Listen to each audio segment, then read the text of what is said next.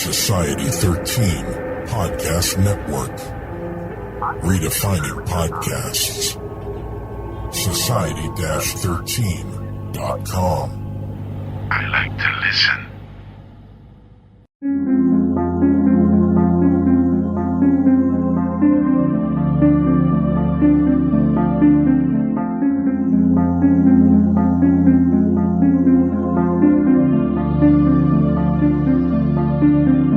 History tells the story of the world and of our lives. Sometimes that history goes bump in the night.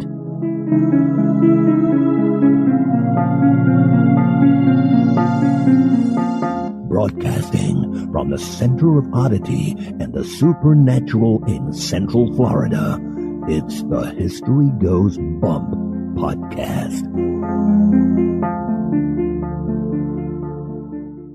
Hello, you spooktacular people. Welcome to this 147th episode of the History Goes Bump podcast. Ghost Tours for the Theater of the Mind. I am your host, Diane. And this is Denise. And we are going to the Northeast on this episode, to Oregon, and we are going to be checking out the Shanghai Tunnels. This is a location that was suggested to us by 3 of our listeners, Denise. C. Laurel Boaz, Lisa Lindermann, and Michelle Vaugh. Yeah, so we figure 3, we better do it. No kidding. And on this episode, we also have the second installment of Spectral Edition by Tim Prassel. Before we bring that to you, we'd love to have you check out our website, historygoesbump.com. Denise, if people want to send us feedback, where can they do that? They can do that at historygoesbump@gmail.com. And we did get some emails. You want to share some of those, Denise? I absolutely do. The first one comes from Sandy Casaneri. I just discovered your show while searching for history podcast. I am so thrilled you are out there because you are covering my 2 favorite subjects, history and the paranormal. The wedding of the 2 together is genius. I have a lot of catching up to do, but you are with me every night as I go on my evening walk. Hearing your voices is comforting and entertaining as I go on my walks alone, away from the craziness of the day. I grew up in eastern Massachusetts and now live in Connecticut and love the lore of our New England. I love stories about Boston and have gone on several ghost tours in the area. I really appreciate your podcast and look forward to hearing more. Many thanks. April Peterson shared with us in the Spooktacular crew, I was re-listening to episode 100 and looked up the moment Oddity featured on it of Palisades, Nevada, where the town residents staged robberies and shootouts in the 1870s to scare the people on the trains that came through. Turns out the remains of the town are less than half an hour from where I live, so my family and I took a quick trip out to take pictures. Not much is left, but what I've been able to look up, it's mostly the storage root cellars left that I got pictures of. The steps are the remains of the courthouse. A train even happened to go by while we were there. And what we did is we added those pictures to the show notes for episode 100. So if you go back and look at those over on the blog, you'll be able to check out those pictures. They're pretty cool and a little bit haunting. Anything that comes from a ghost town is kind of that way.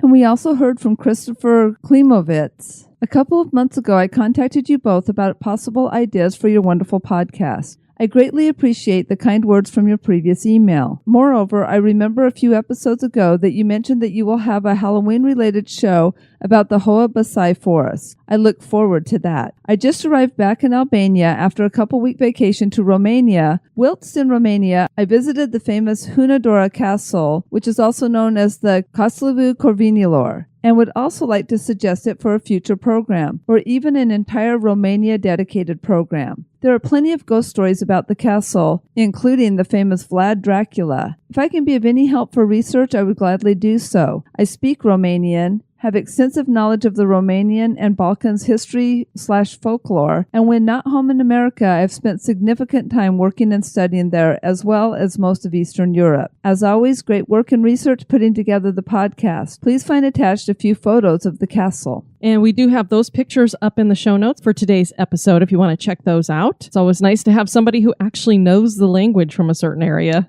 Yes, and probably pronounces it way better than my feeble attempts.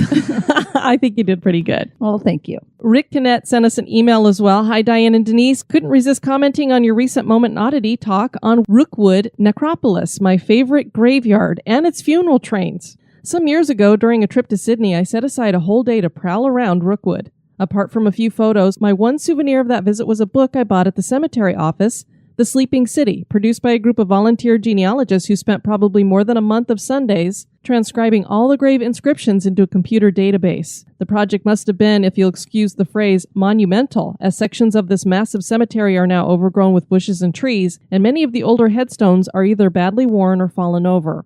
Rookwood was originally designed as a garden cemetery, but nowadays shows many signs of sad neglect. There were 4 cemetery stations within Rookwood itself. Numbers 2, 3, and 4 were constructed mostly of wood and were demolished after the funeral train service ceased in 1948. Cemetery Station Number 1, however, was a church-like Gothic structure made of sandstone. In 1957, it was dismantled and transported to Canberra, Australia's capital city, 286 kilometers to the southwest, and rebuilt as All Saints Church. The only trace of the railway line within Rookwood Cemetery today is the long curving line of comparatively new graves between the older stones, showing where the tracks used to run. The mortuary station in Sydney itself, where the funeral train started from, still remains, a sandstone structure of Gothic design. It is seldom used for anything these days. In 1986, it became the site of a pancake eatery called the Magic Mortuary. Diners would sit in 4 train carriages parked at the platform. The restaurant closed 3 years later, and with a name like Magic Mortuary, I'm surprised it lasted that long. Darn it, because I would have loved to gone. And then he sent me an update after I responded to him. We do have the picture of that Cemetery Station 1, the way it looks now as the church, up with that moment Oddity, which I believe it was the Whitney episode that we did that one. And he said, last email I said there was no longer any trace of the railway line within Rookwood Cemetery, but just now I saw a YouTube video taken in Rookwood, and I see I spoke too soon. The foundations of the sandstone cemetery station remain. He said he must have missed that on his tour back in the 90s, and the book that he got didn't mention that.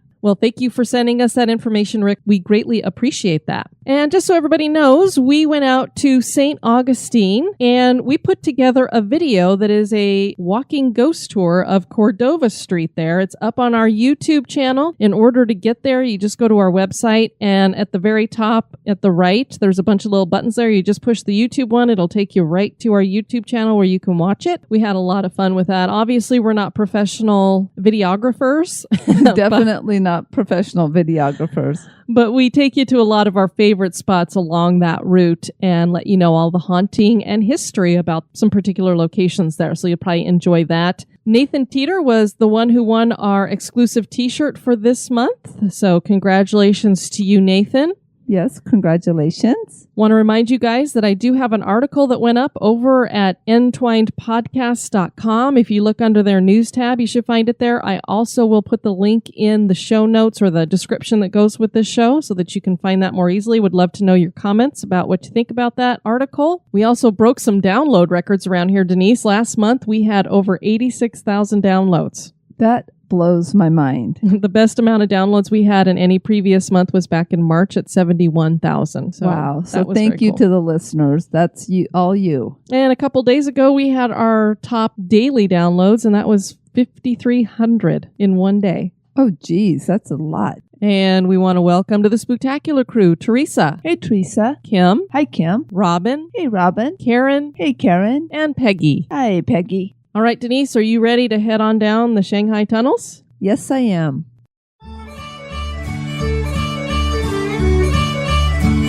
History Goes Bump is entirely listener supported. Become an executive producer for as little as $1 a month. Get listed on the website and invited to exclusive virtual meetups. For $5 a month, you get that and exclusive bonus content like the Haunted True Crime Bonus Cast. For $10 and above a month, you'll get all that plus awesome History Goes Bump gear. Check out patreon.com/historygoesbump, or you can support us via PayPal. Click the Support the Show tab at historygoesbump.com for more information.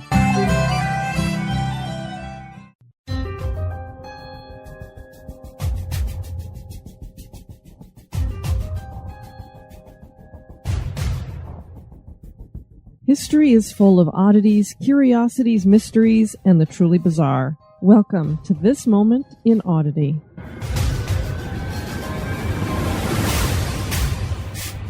And this moment in Oddity was suggested to us by Corbin, who is one of our listeners' sons.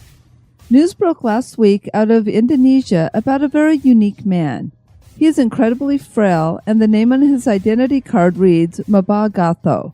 That identity card also identifies his date of birth. Unbelievably, the card states that Gatho was born December 31st, 1870. That's right, Gatho is 145 years old.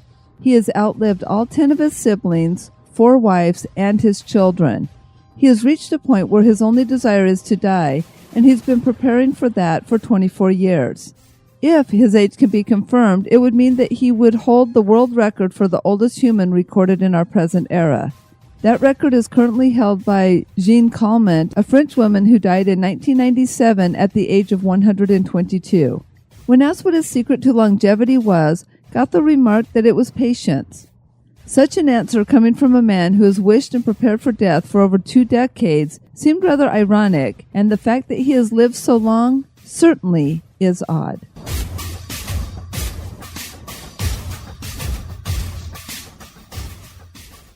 This history podcast is haunted.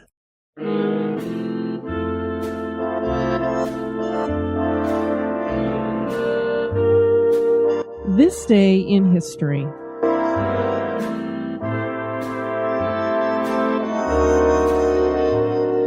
On this day, September 6th, in 1901, United States President William McKinley is shot and mortally wounded. President McKinley was attending the Pan American Exposition in Buffalo, New York, and he was shaking hands with the public inside the Temple of Music on that fateful day in 1901. The president had been re-elected for a second term in 1900, and he was a popular president because he liked to meet with the public.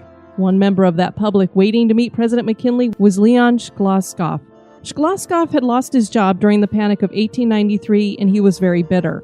He had turned to anarchism, and one goal of the political philosophy was to kill political leaders at that time. Shklovskov shot the president when he reached to shake his hand. The bullet entered his abdomen. The president was rushed for medical care, but no one was able to find the bullet in his body, and soon gangrene took hold. President McKinley died on September 13th. Shklovskov was sentenced to death, and he met his end in the electric chair. President McKinley was the 3rd president to be assassinated, and it was his death that finally got Congress to charge the Secret Service with the duty of protecting the president.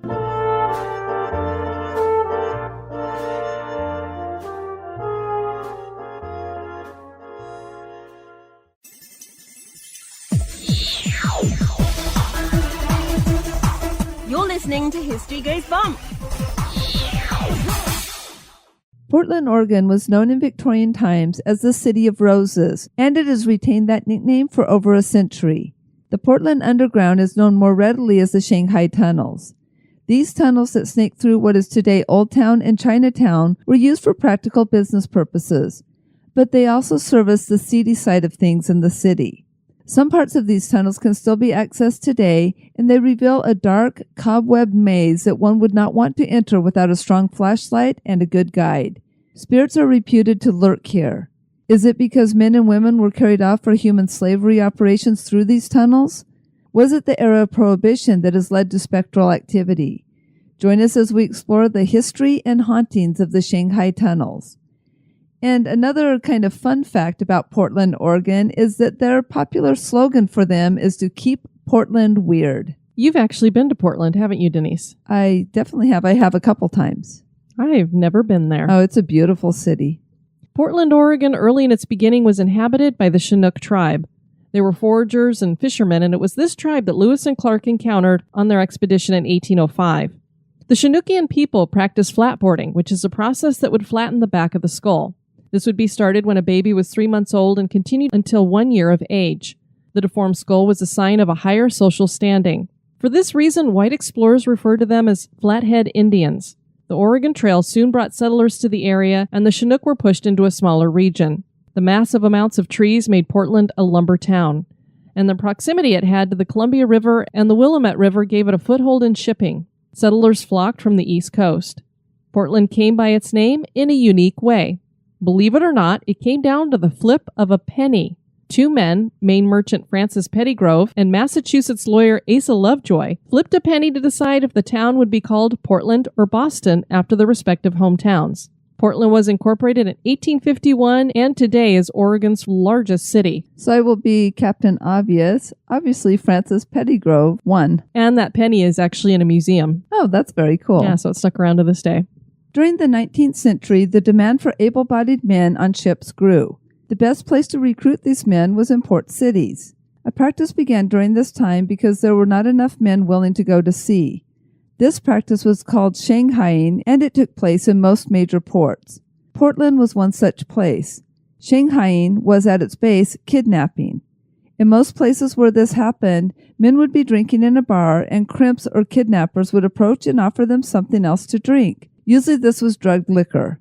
Other times men were just knocked out or grabbed and tied up. The men would awaken to find themselves aboard a ship being ordered to work. Many would spend months at sea in servitude. Crimps were usually middlemen who would sell their victims to captains of ships. Shanghaiing had a unique twist in Portland, where this occurred from the 1850s to the 1940s because there was an underground there. Can you imagine this continued on into the 1940s? Not really, because there's still various... I guess you're right. There is sexual slavery and people doing the same thing now, just under different situations. And even though we are mentioning that this was men in particular that this happened to, it did happen to the women as well, mostly for that sexual slavery. Like most cities in the 1800s, Portland streets were dirt, which meant that much of the time they were mud. This made it hard to transport goods in a bustling port city. A catacomb of tunnels was built beneath Portland starting in the 1870s, with many finished by 1894 after the flood in the city that year. Chinese laborers built most of the substructure. The tunnels were brick archways built between basement areas of businesses. They snaked through the north end and south end of town. This basically would connect the modern-day Chinatown to downtown Portland. In the north end of town was a bar named Laszlo's Saloon. It is today a fusion restaurant known as Hobo's, and this is where one of the main tunnels ran from. A trapdoor was located at the back of the saloon where victims were dropped down through. Their shoes were removed, and they were locked in a cell for a time. In case they woke up before they were moved to a ship that was ready to leave port, broken glass was spread on the floor, making escape difficult and leaving a trail of blood to be followed. That trap door has been tiled over at Hobo's restaurant. Diane, I don't remember, but when we were up in Savannah, wasn't there at the Pirates restaurant? Isn't that a very similar thing that they used to do for the pirates and the ships there as well? When I was looking up haunting information, you have a mind like a steel trap because I did not remember that from the tour, but they were talking about this particular location and the Pirates restaurant in Savannah. Indeed, it happened there as well because that was a port city. It was just over on the other coast. This one is called Shanghaiing because most people were being taken over to China with the transport of goods, which is where we're getting the Shanghaiing from.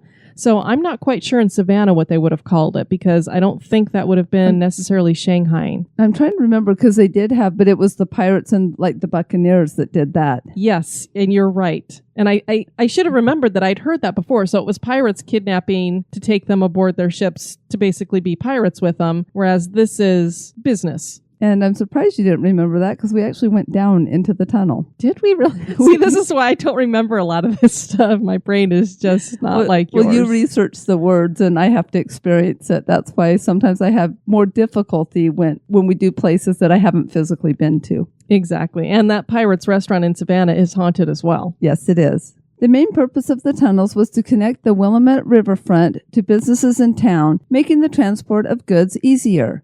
We have heard of similar tunnels in other cities, and many times these underground areas would be used for nefarious or secret purposes.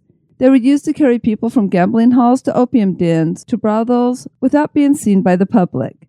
Access would come through the basements of these various establishments. During Prohibition, the tunnels were used to run liquor. Underground speakeasies were fashioned in the tunnels, and barrels of booze were stored along the walls. Human trafficking continued until the early 1940s when it became no longer profitable. And some of those underground tunnels that I remember is in Denver, when we were under that bar, the Blake Street Vault. Exactly. And then I think we saw some in Seattle as well when we visited there and did a tour. Well, we did the Seattle Underground there. Yeah. So Seattle had an underground, so did Portland. And I believe Atlanta has one that we have not had a chance to do yet, so we need to get there. And something that's a little bit different, if I recall, because the Seattle one we did back for our honeymoon. So that was 20 some odd years ago. More than 2 decades ago. Doesn't that sound like kind of like dun dun dun? But I seem to remember, and people who live in Seattle can correct us on this one, that was actually literally the city and they built on top of it. Correct. So it wasn't tunnels built under the city because remember they would talk about climbing over the road to get to the other side. That's right. In the city, but since it kept flooding and everything, they finally just built the city up. Yes. I think it was flooding, but anyway, for some reason they built the city up. So it was the city under the city. You're right. The ease with which Shanghaiing could be practiced in Portland because of the tunnels made it one of the most dangerous cities to visit, and it was considered the capital of Shanghaiing. Men would be dropped through trapdoors down into the tunnels to be scuttled off to the port, or at least that is what the legends surrounding these tunnels claim. There is no actual proof that the tunnels were used for this purpose. While it is clear that the tunnels were not specifically built for Shanghai, they certainly could have been quite useful, and we're sure that some kidnapped men and women were moved through them. Some researchers claim that number to be around 1,500 a year. And why wouldn't these tunnels be used? They are perfect for such a practice. And part of the problem that you run into when you're researching this, Denise, is that nobody knows quite for sure what was going on because there's not a lot of documentation. Obviously, this is not something that you would really put out there. I heard that it was kind of quasi-okay there, and so they could have done it above board and not really gotten in trouble for it.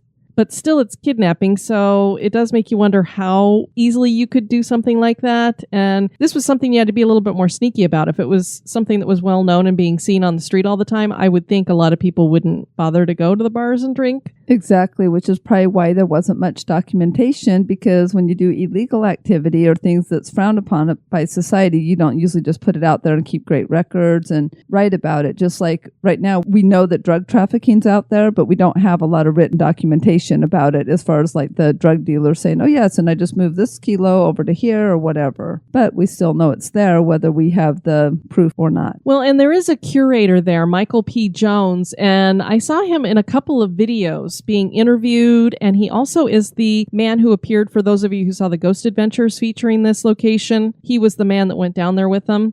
He seems to be the one that's uncovered the most information about this. And he had found some trapdoors. The man who owns Hobos says that there was a trapdoor there that they did tile over. And there does appear to be some cells downstairs that they can show you. So it seems like there's some proof there that something happened. It just isn't well documented. I have no doubt that these tunnels were definitely used for this kind of thing. And we already know during Prohibition, St. Augustine, they would run the rum down through tunnels into the city to get it there and stuff. So definitely tunnels were used for that kind of practice. Absolutely. The tunnels are dim and dank, with cobwebs clinging to the dark corners. One can only imagine what the tunnels were like before they were finally closed off in the 1950s. Cascade Historical Society discovered the tunnels and opened up some of them and renovated them. These areas can now be toured. There are holding cells and unearthed artifacts from a bygone era in the tunnels. People reportedly died down here, either murdered or by accident. Something lurks here. Something not human and mainly unseen. Some experiences are residual and some are intelligent and violent. People excavating artifacts in the tunnel claim to have had bricks thrown at them. Paranormal investigators have set up wind chimes to indicate when a spirit passes by. This seems dubious at best, since this area is under a shaking and vibrant city, but there is not supposed to be any airflow in the tunnels. Yeah, so I don't know that I would look to wind chimes. It's kind of like orb pictures as definitive proof of anything, but I suppose if it started swinging pretty heavily, that would be an indication that something hit it. Unless it's having an earthquake in Portland, but I don't know that I would necessarily use that as my proof. One of the spirits reputed to be here is found beneath the former Merchant Hotel. A young prostitute had been talking to some missionaries in the early 1900s, and they told her that they wanted to rescue her from this life. Her employers discovered that she planned to leave, and she was thrown down the elevator shaft.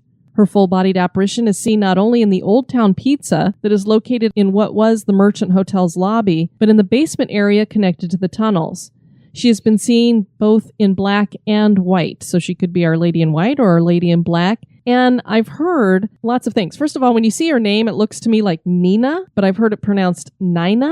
So I'm not sure exactly how her name was said, but there was a tour guide that had said that she was calling her Nina, and she said that she doesn't believe that that's the ghost. Because what happened is there's the name Nina or Nina is scratched on the wall of this elevator shaft.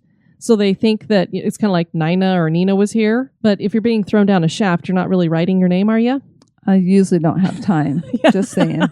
So she says she doesn't think that that's the name of this particular spirit necessarily. Could have been any young prostitute. Again, legend. We don't have a lot of proof that this actually happened. So who knows? But there is apparently maybe it's two different women too. I don't know if they both look the same. Or she could have been there at an earlier time and scratched her name. Or ghosts have been known to do stuff in the afterlife, so she didn't necessarily do it when she fell, but maybe afterwards. That's true. Somebody who feels guilty about what they did maybe scratched her name. Who knows? Yep.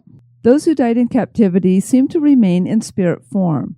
They have been seen as full-bodied apparitions and felt as icy cold spots. Hulking dark figures are attributed to the crimps that ran people through the tunnels. Dark corners suddenly move as though the shadow has come to life. Some claim that these shadows have piercing red eyes. The basement of the Lotus nightclub is home to an evil and angry male entity that is reputed to be a bartender who worked in tandem with the crimps. Employees won't go into the basement alone. Glasses are thrown and moved around, and CO2 tanks in the basement have been turned on by themselves. Glowing human-shaped forms are seen climbing upstairs out of the tunnel. People have heard audible voices say both stay and get out. There is no way if I worked there that I would go down into the basement to get anything. I can say from personal experience, working in a place that was reputed to be haunted, I never heard or saw anything, but all of our stock at the restaurant was kept down in the basement. That's where the liquor was kept. That's where all the food and everything. And I would never go down there alone. So maybe that's why I never saw anything.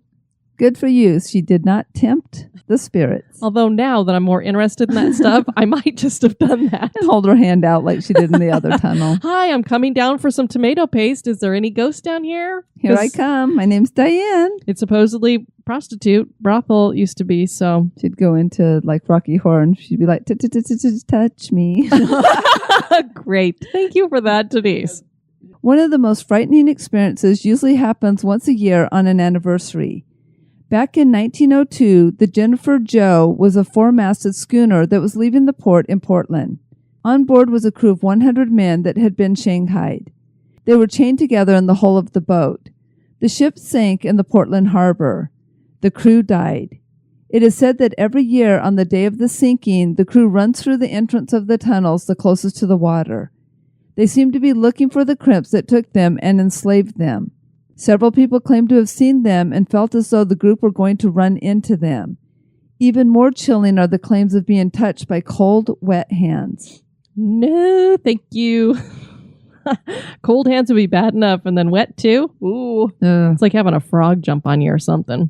Like the one that jumped on your face camping. Oh, God, please. That was a sight to see.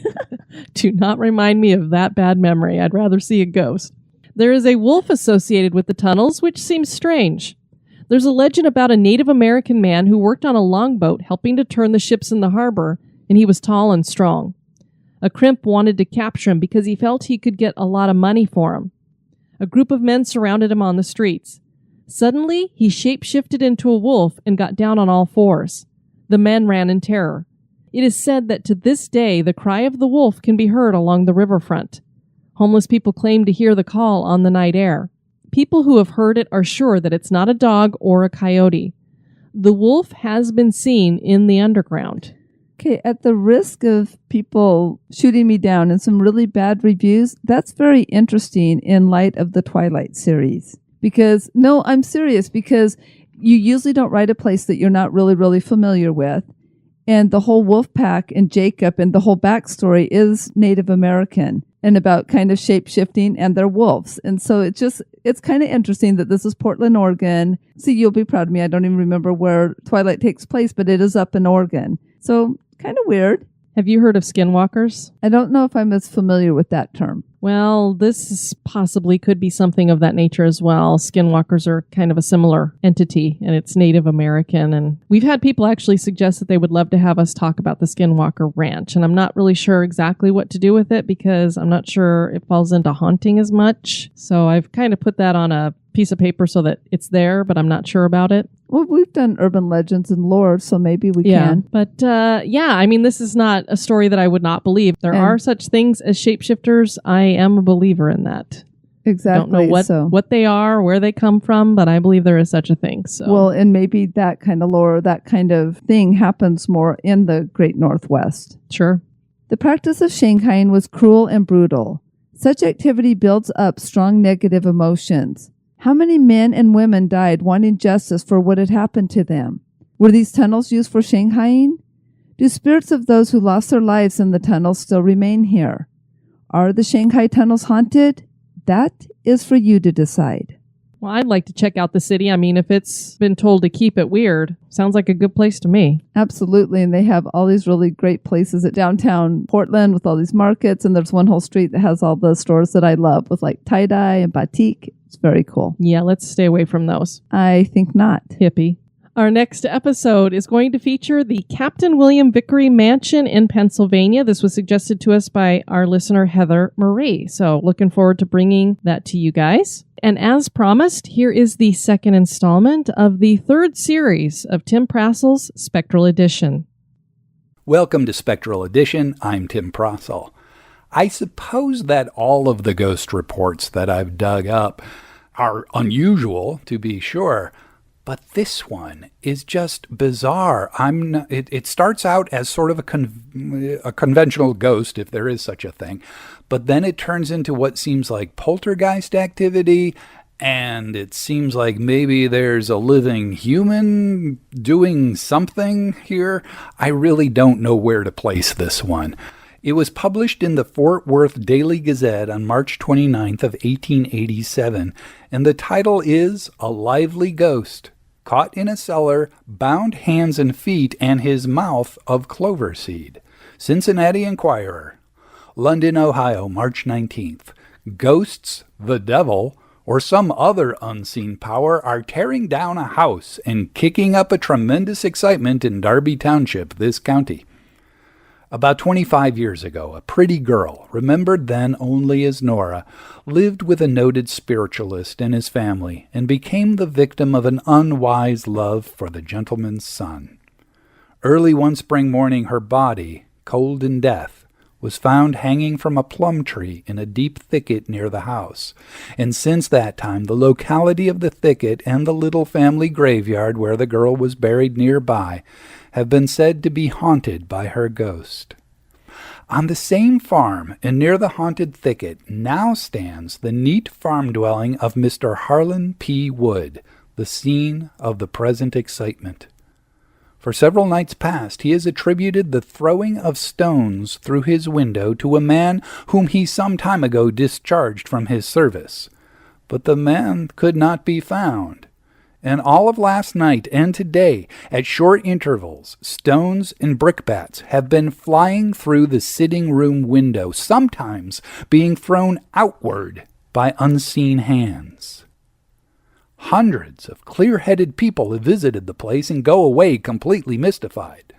Constable Donahue and a deputy watched the premises last night, but made no discovery that would imply any human agency in the mysterious work. One of the rooms has stored in it a large quantity of clover seed, which is being, by unseen power, distributed about in every part of the house. And the same agency brings potatoes from a bin in the cellar and lays them down 5 in a pile on the sitting-room floor. This forenoon, Constable Donahue went to the cellar to watch the potatoes, and soon after was heard calling for help. On going down to him, his friends found him lying on the cellar floor with his hands and feet tied, and his eyes and mouth stuffed with clover seed. He states that he was thrown down by unseen hands and seems to be considerably worked up by it. A representative of the Enquirer has just returned from the haunted house. The excitement in the neighborhood is intense. I would imagine it is. I don't really know what to do with this article. It's all over the place. The only thing I can say is, you've been listening to Spectral Edition. I'm Tim Prassel. I have close to 300 of these articles. Probably not quite as strange as this one, but they come pretty close, and I post one each Wednesday on my website. The name of that website is The Merry Ghost Hunter. I hope you stop by. Thanks so much for that, Tim. And now we have a couple of reviews from over at iTunes. The first one is from Quintina K. She gave us 5 stars. Give it a try. You won't be sorry. Short but sweet. Thank you. And she says it's excellent. Oh, thank you. And then, Denise, we got our first review from Sweden. Excellent. This is from Misty Madness. Loving it, 5 stars. Thank you for making my workdays go by faster with your show. I stumbled upon your show a couple of months ago and I'm hooked. It's extremely fun to listen to you two. And through you, I can dream my way to all the fabulous haunted locations that I'll probably never get to visit, myself living in Sweden. Well, that's true. It's just like most of the places we talk about in Australia and over in the UK and stuff like that. A lot of those are going to be hard for us to ever see too. Doesn't mean we won't, but yeah. Diane, ye of little faith. You will be sitting next to me on the airplane, and I will have to ask you again, when were we probably never going to see this in our lifetime? We also want to thank you guys for all of your well wishes and prayers that you've sent in Rafiki's direction. A lot of you probably recall that back in June we had a scare with her and we thought we were going to lose her back then. Well, because of all of your good thoughts and prayers, we managed to get 2 more months out of her, but we did finally send her across the Rainbow Bridge. So we just want to thank you guys for that. I want to thank you for tuning into this episode. I have been your host, Diane. And this has been Denise. You take care now. Bye-bye. This episode has been brought to you by our executive producers. We'd like to welcome new executive producer, Emily Bonner, and thank you to Christina Bray for upping your sponsorship level. Be sociable. Drop the chain rattling, neck biting, and shape shifting, and join us on Facebook and Twitter at History Goes Bump. Like the page and follow